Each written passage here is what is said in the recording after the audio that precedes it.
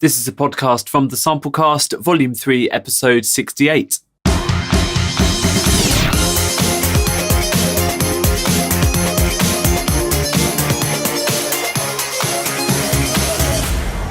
Samplecast.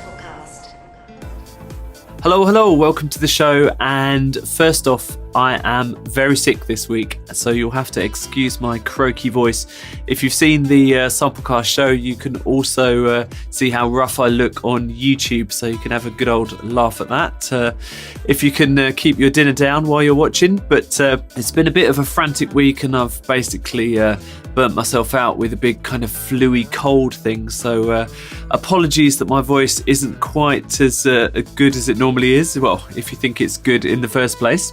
So it's been a couple of weeks since the last podcast and video show, and I've been doing an awful lot of work for a lot of different companies, including Native Instruments, WA Production, and a few other ones as well that I can't divulge just yet, but that's why I've been off the air for a few extra days. But I'm back now with a big show, so that's good news. This week's show seems to be focused quite a lot around pianos. There's a lot of piano libraries out this week and some updates to existing libraries, so I'm going to cover those as we go along in the show.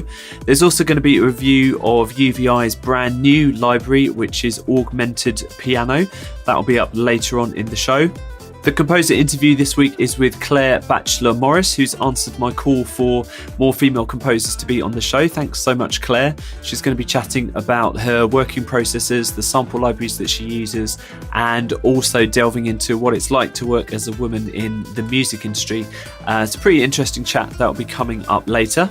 If you'd like to get in touch with the show or send me any Get Well cards, please feel free.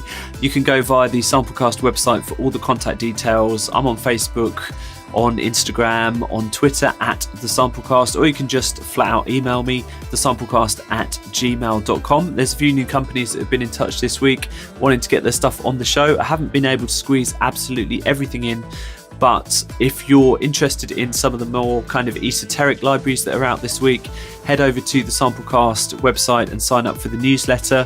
I'll put in an extra little section of the newsletter this week, which will outline some of the stranger, kind of more funny little sample libraries that are out this week. Ones that are just as interesting as the big ones, but I can't go into absolutely everything on the podcast and the video show. So let's get on with this week's show. Roundup.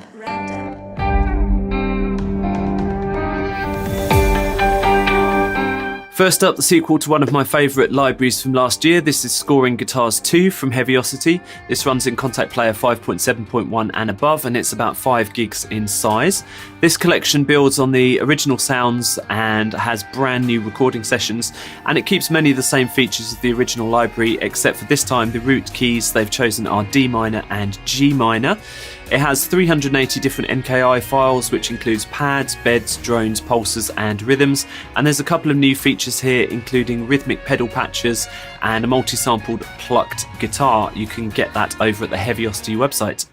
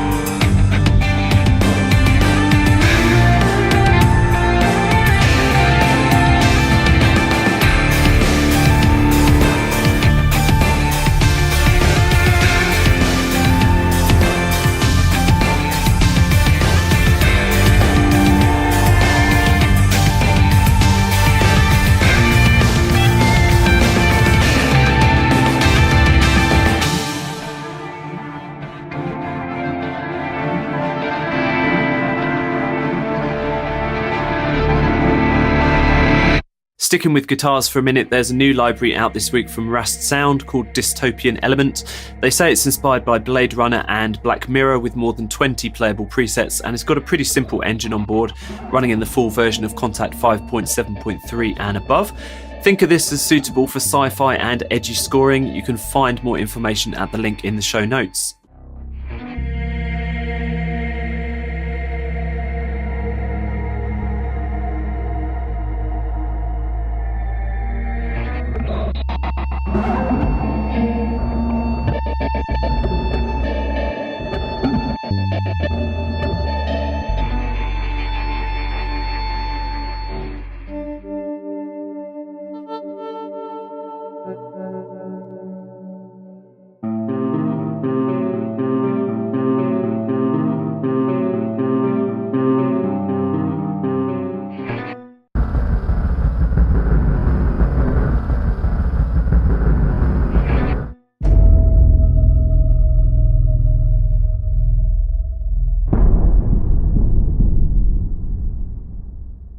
Next up, a cool plugin called Instachord from WA Production. I helped put the walkthrough video together for this, and I did a little bit of testing on it as well. It's basically a MIDI chord creator effect that not only comes with interesting chord combinations, it can also act as a picking and strumming engine. So it's perfect for use on guitar sample libraries that maybe don't have strumming capabilities built in. You can watch my video and check out the features on the Plugin Boutique site. The link is in the show notes.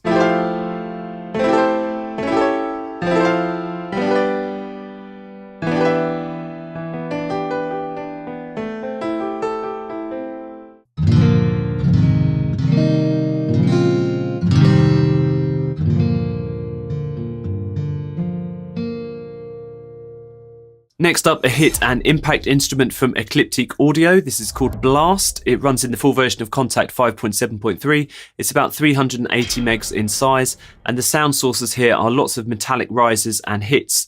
The engine also has a number of controls for distortion, stuttering, and the usual kind of reverb, delay, and sound shaping you'd expect from a library like this. After having a good listen to the sounds on offer here, I'd say they're pretty good for layering with other hit libraries, as there's a nice sparkly kind of top end, a metallic mid-range, that kind of thing, but there's not much weight to the samples themselves, so you can see what you think over at the Contact Hub website.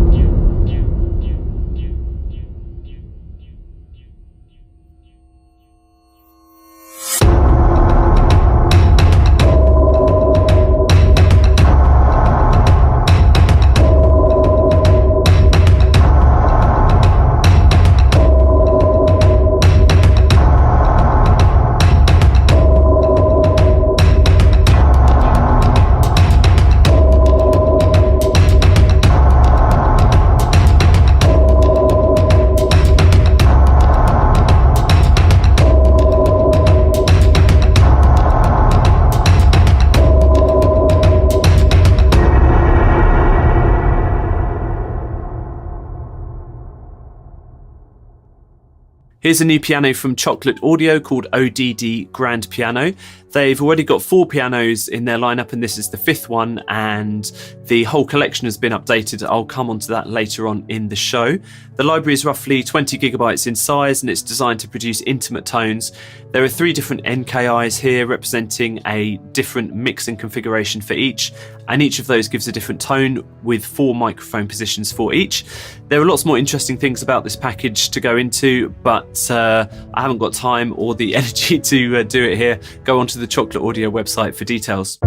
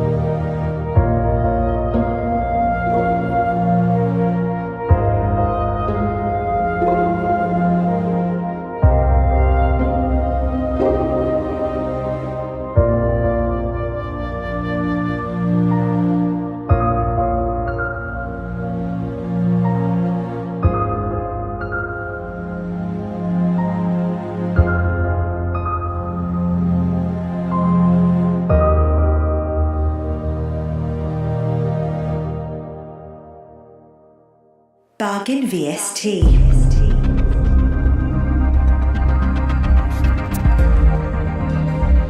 A quick run through this week's best bargains despite being sick. This first library has been on my radar for a while, but I never got around to picking it up. Now VST Buzz are offering it for 60% off, and it's possibly time to take the plunge. This is Ecliptiq from Wide Blue Sound. It runs in Contact Player 5.5.1 and above. It's about 600 megs in size and has 250 presets, but millions of ways to combine the 101 sound sources. It can produce dark, brooding atmospheres, stuttering pulses, and everything in between, and it's currently just €49. Do click the link in the show notes for details.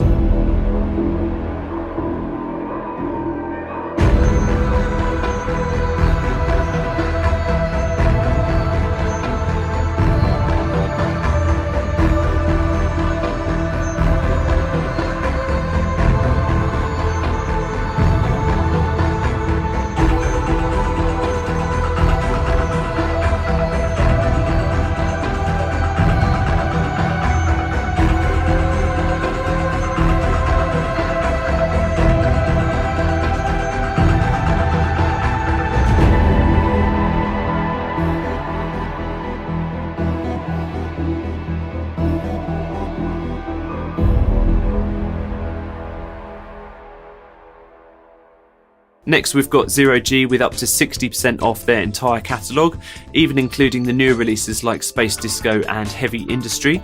I've put a link in the show notes to the Time and Space website, which has recently been given an overhaul. Do take a look at the Zero G stuff on there, as you can find the full range of discounts.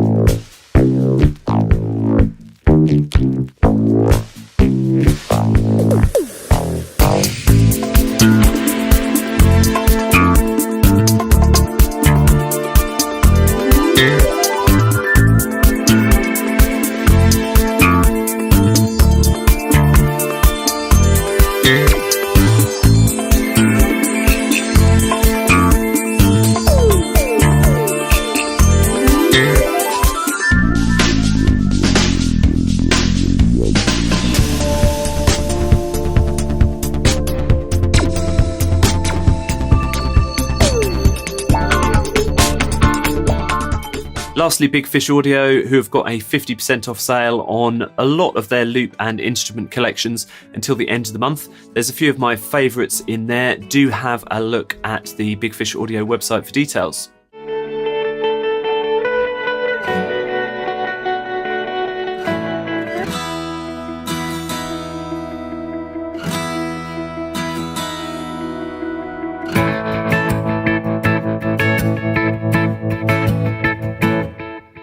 The Big Review.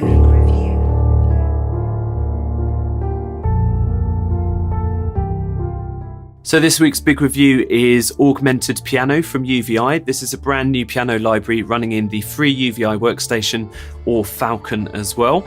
It bills itself as a creative piano workshop, and they've sampled a 1909 Pleyel grand piano, which they've really abused for this collection. There's a grand total of 24 different preparations here, from string bowing to plucking. There's tapping, hitting with sticks, and playing with various objects, and of course playing in the normal way as well. They've also provided some played special effects, so let's have a listen.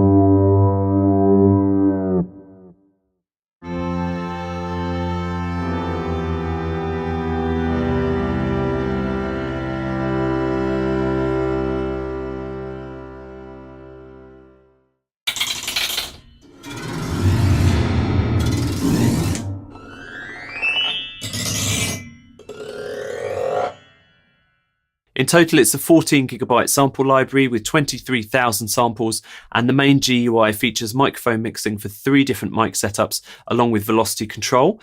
The edit window has controls for volume, ADSR, filter envelope, tone control, micro pitch control, and glide and mod wheel functions, so you can add tremolo, vibrato, and filtering on the mod wheel. The third window is for sending effects such as convolution reverb, drive, EQing, chorus, which is for some reason called Thorus here. You've also got phaser, delay, and reverb. So first the pros, and there's a lot to go into. In fact, there's a lot for your money here. The 24 preparations all sound markedly different from one another, and it was quite easy to use the tone control and the various mic mixing options to create a sound I was happy with, starting with the couple of 100 presets.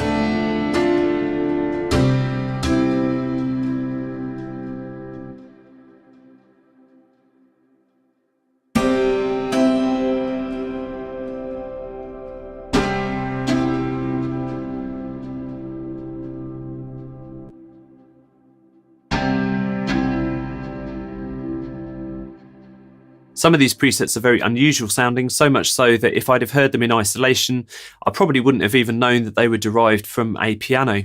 As with most UVI instruments, the interface is very clearly laid out, especially the main page, which gives a great idea of where the mics were actually placed in the recording process, so it's super easy to see what's going on.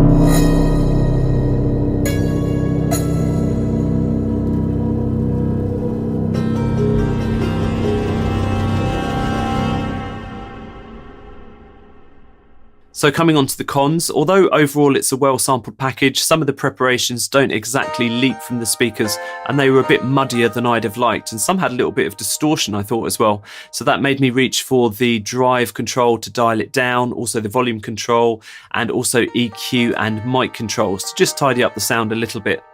I also missed some kind of onboard stereo taming control, as maybe sometimes I don't always want to have the bottom keys pan to the left and the top keys to the right. One major oversight, I thought, is that with such a wealth of different piano preparations on offer, there are relatively few mixed instrument presets using more than one preparation. That meant that once I'd exhausted the onboard presets, I was starting to layer up my own in the UVI engine. Now, don't get me wrong, this is a great way to create bespoke tones, and I had a lot of fun doing it, but it is a bit more hassle than it should be, given that maybe the collection could have had one master patch where you could layer all of these preparations together. Perhaps that's a bit much to ask for the UVI workstation to handle all in one go, but nevertheless, I think it would have been a cool idea if they could have pulled it off.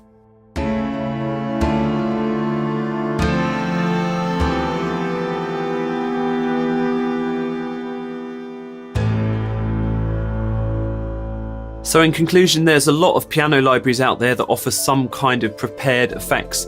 In fact, I'm covering many other ones on this edition of the show, so it's a crowded market. I have to say though that I'm not sure I've ever seen something quite so comprehensive in one package as UVI's Augmented Piano.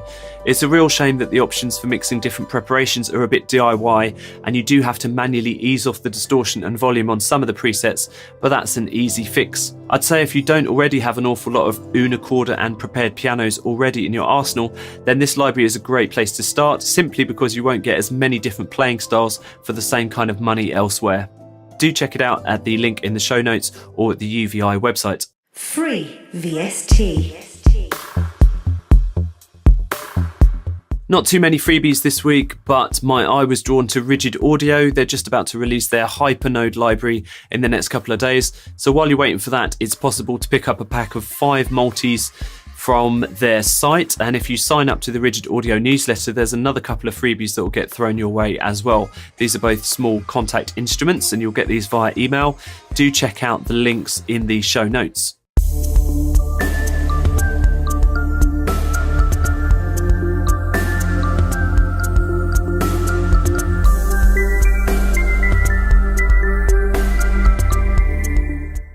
Interview. If you listen to the Samplecast podcast regularly, you will have heard my shout outs for female composers to be included over the last couple of months, and there's plenty that came forward. This week is a great composer. She's called Claire Batchelor Morris, and she's going to open up about her creative process and what it's like to work as a woman in the music industry. Hi, I'm Claire Batchelor. I'm a composer for media. Thanks to Ruben for having me on the podcast. I've been a composer full-time for about 9 years now. I've mostly worked on TV adverts, for music libraries, documentaries, branded content, short films, a real variety of things. So today I'm going to talk a bit about the equipment that I use and sample libraries that I like to use. And I'm also going to talk a bit about being a female composer. So let's talk about some software that I use. I personally use Cubase Pro. I started out using Logic when I was studying for my A-level music tech years ago. But then when I was doing my degree in music composition for media, my college used Cubase mostly, so I kind of carried on with that and have been using it ever since. Personally, I'm just used to it. I know everything is. It's just my preference. So as far as sample libraries are concerned, certainly when I was starting out, I really liked the Complete series by Native Instruments. I think it's a really good starting point. It gives you lots of instruments in the box straight away. You've got a lot of things to choose from. I'm currently on Complete 11, I think, and there's been a lot of different things that I've used. I like the piano selection, I like the vintage organs, African drums, the Indian instruments. I think it's really good to have that many instruments at your fingertips. I also have some of the Spitfire libraries. I started out with the original Albion orchestra, and I've also got Frank Ricotti marimba and Gwilym Simcock felt piano. I actually mostly looked at that because I'm a massive Gwilym Simcock fan, but I really like that felt piano for very subtle, very, very subtle, very soft piano sounds. I would say my favourite VST, certainly at the moment, is Omnisphere 2. I really love how versatile it is. I love the array of instruments that you get and just the versatility of the actual software itself. I feel like I haven't even delved into kind of 10% of it yet. But I like all the little kalimba sounds. I love the synth pads, the evolving pads, things with lots of layers to them. I really like the guitar textures with, where you can use just like a distorted guitar as part of another sound. And I feel like I still don't know all of my plugins inside out. I don't like buying new things unless I'm absolutely sure I can't use something I already have. So I do like to delve into all the menus and play around with things, contact instruments. Omnisphere, obviously, with some of the patches, there's a lot of things going on. So I like to mute one of the layers, take off, one of the A or the B part of the patch. And I like using different effects on things and messing around. Another thing I really like to do is mix live instruments with my VSTs. I think a live instrument makes a huge difference to a track. If you can play guitar, any sort of percussion, if you sing or anything else, I think it's very difficult to bring something to life without something live in there. It does depend on the genre you're writing in, obviously. For example, I use a lot of the Omnisphere kind of kalimbas and things like that with ukulele or acoustic guitar, and I think it's really nice to mix different textures together. I also like to mess around with virtual instruments, maybe not using them in the way they were necessarily intended. For example, I used just a very simple harp patch and like kind of warped it and used it alongside a synth sound, and it kind of sounded kind of weird and cool at the same time. I think so anyway. So that's kind of my basic setup. Cubase, I use a PC, custom built PC. I like Native Instruments stuff, Omnisphere, Albion. I do like East West as well. I'm about to delve into their Composer Cloud subscription for a month at least to see how it goes, because I've had some problems with Play in the past. So I'm going to see how that goes. So Ruben asked me if I wanted to be part of this podcast, saying that, a lot of the interview guests are male, and that kind of goes along with the industry. A lot of composers are male. There was a statistic from the PRS. It was probably about 3 or 4 years ago now. I don't know what the up-to-date statistic is, but it was that only 13% of their members were female. So that's basically anyone who's earning royalties from music. It could be songwriters, composers for media, anyone earning a royalty. So I'm often asked this question, and it is difficult to answer, why aren't there more female composers? But I think that it is getting better, and I think it starts really, really young. I think, gender stereotypes, we come across gender stereotypes with very, very young children. There was a great experiment by the BBC recently where they had a childminder put in a room with toddlers, and they dressed the toddlers as the opposite sex, and they had these, an array of toys, and the childminder immediately to the girls, who were actually boys but they were dressed as girls, gave them sort of fluffy bunnies and cutesy things, whereas the boys, they were giving more cognitive things. Maybe it was a puzzle where you have different shaped things, you have to put them in the right slots, so something that's using their sort of cognitive ability. So I think we treat girls when they're very, very young in a totally different way, when we shouldn't necessarily. And I don't think that my parents treated me in that way. I think that they, I remember having Meccano and Lego, and I think if I liked a toy, they didn't think, oh, it's a boy's toy, you can't, play with that. And also, I was around a lot of musical equipment growing up. My dad was a musician, and he had guitars lying around the house. We had microphones. I used to play around. I remember him showing me on a tape machine. We could record onto it and add layers with a microphone, and I just found that really, really fun. So I was exposed to a lot of things when I was very young. And I think if we expose children, doesn't matter what their gender is, if we expose them to musical instruments and music recording software, then they're not going to think, oh, I can't do this. It doesn't matter whether they're female or male. And then that carries on into education as well. I think it's a confidence thing, and I think the more female composers there are, the more girls will get into music tech and, the composition for media courses, and think that is something that they can do as a career. If they only see men doing it, then I suppose maybe they'd think, oh, it's not for me, or something I can't do. And there's absolutely no reason for that. But I think it is changing. I think it is getting better.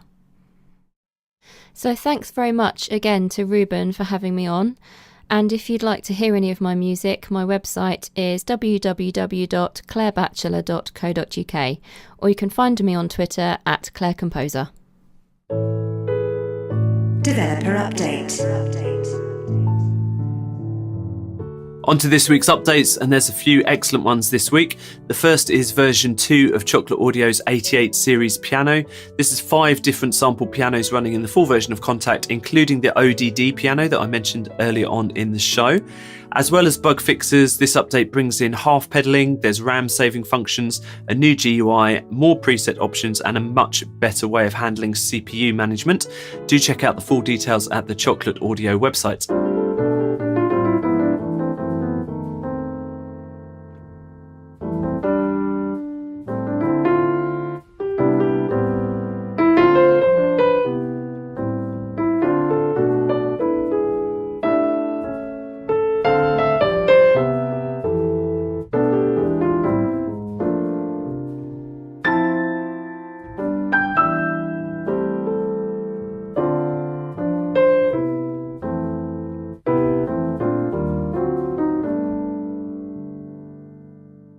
Fluffy Audio have updated their Rinascimento bundle of 38 different Renaissance instruments and have included a new viola, which is viola da gamba, and they've also put in some extra Renaissance percussions as well. There's a giant bass drum, a darbuka, and some little bells and other little bits and bobs. Do check the link in the show notes for full details over at Fluffy Audio.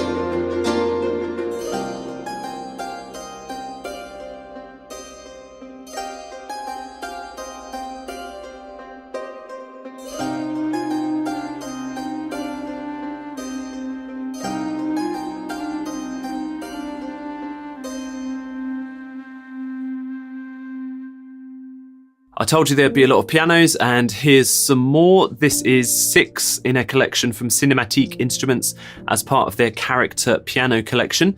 I understand that some of these pianos have been available before in separate instruments and somewhat more cut down versions, but this is the first time that all 6 pianos have been available as a unified bundle. Although I haven't got my hands on these yet, I do love the character and the tone from the demos and the videos, so I can't wait to try them out. Check them out at the Cinematique Instruments website.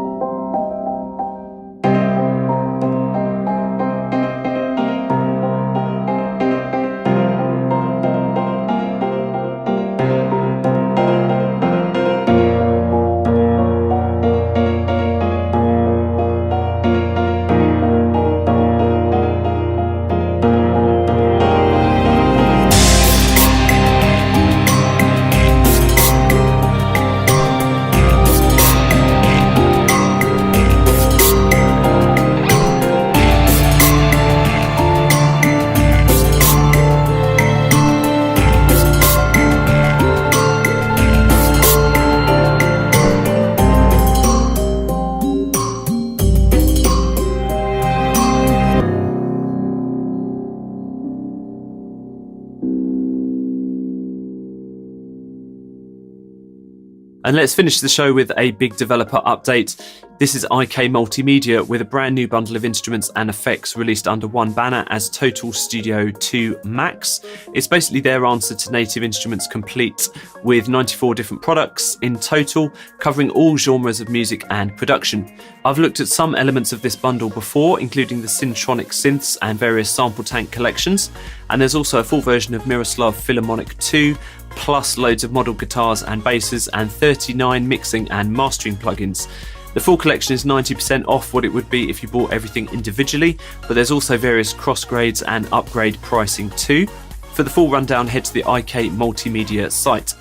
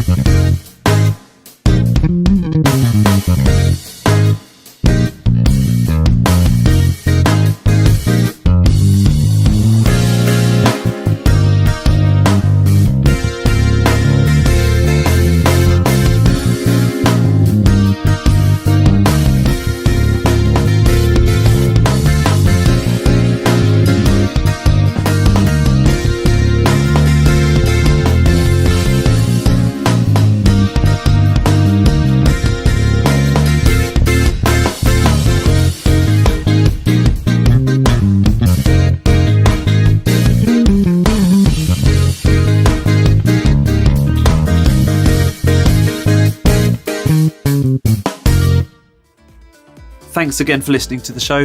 Apologies again for my rather croaky voice and pretty miserable demeanour this week, but I've been feeling really under the weather. As I said at the top of the show, if you'd like to get in touch with us, all the details are on the Samplecast website. If you've not reviewed and rated us on your podcast provider, especially if it's iTunes, that would be appreciated too, as it really helps us get visibility in those iTunes charts. Don't forget to get in touch with the show. I love to hear from you, and let me know what you want more of, what you want less of, or if you just want me to shut up and go away. And hopefully I will be here next week. Bye bye now.